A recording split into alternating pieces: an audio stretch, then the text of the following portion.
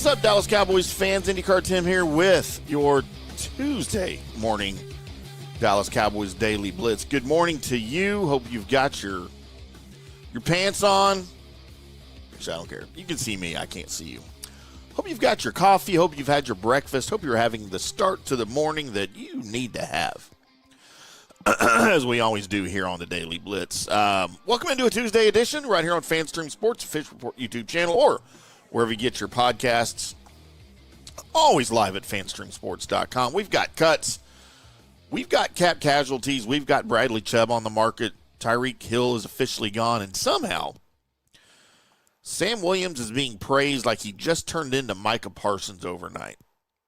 Or if you don't like Micah Parsons, insert, I guess, your favorite pass rusher here. Myles Garrett. Let's go with Myles Garrett. Everybody likes Myles Garrett, right?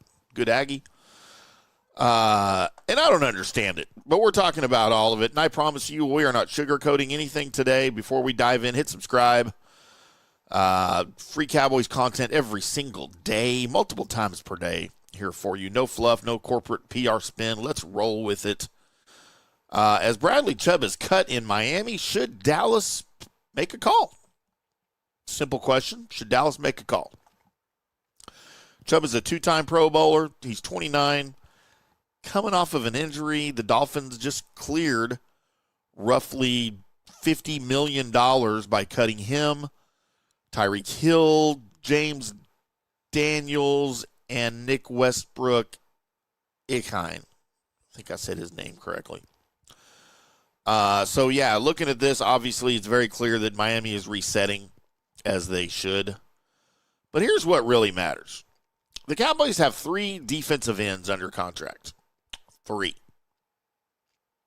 Donovan Ezeriaku, James Houston, and Isaiah Land. That's not a rotation. That's a LinkedIn group.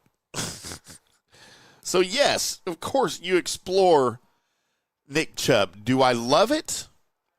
Not necessarily. His pressure rate dipped to 12.2% last year. His career is like around 12. That's solid, but it's not elite. He's getting up there in age. He's getting up there where, around age 30, where guys don't get better and more durable. We talked about it yesterday morning.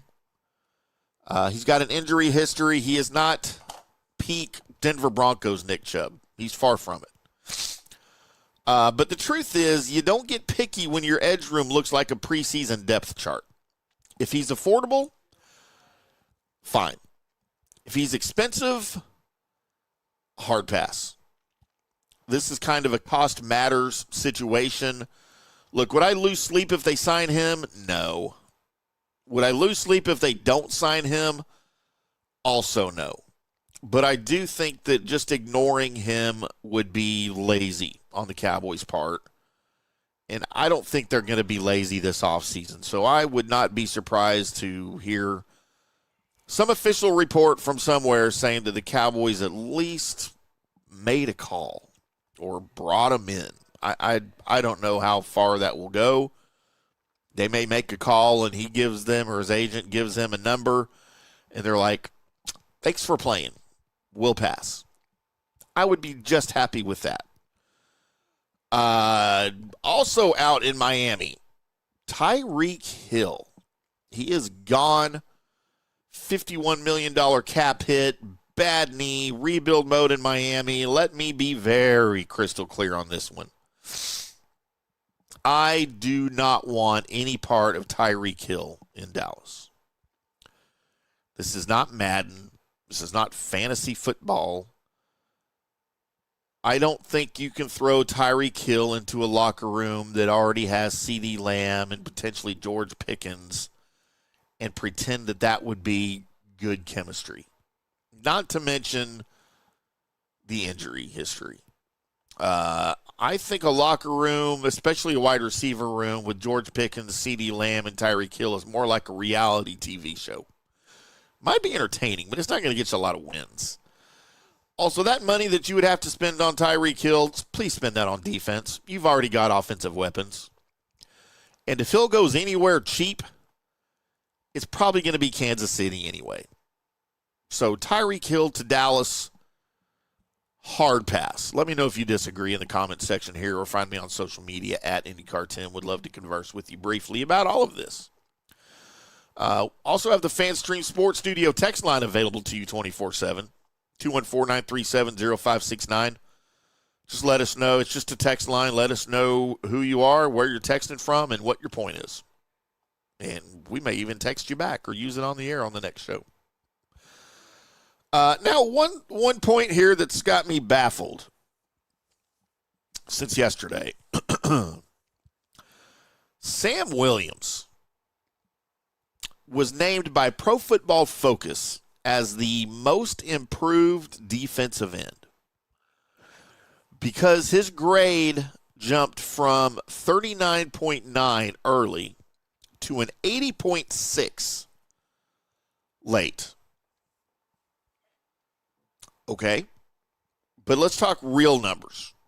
And I don't know how you feel about PFF and their grading system. If it means a hill of beans to you, really doesn't mean a bunch to me. Definitely not a whole hill of beans. Maybe a handful of beans. I like beans. His second half of the season, 0 sacks, a pressure rate under 9%. He had playing time taken away from him. He played fewer snaps in the second half than he did in the first half.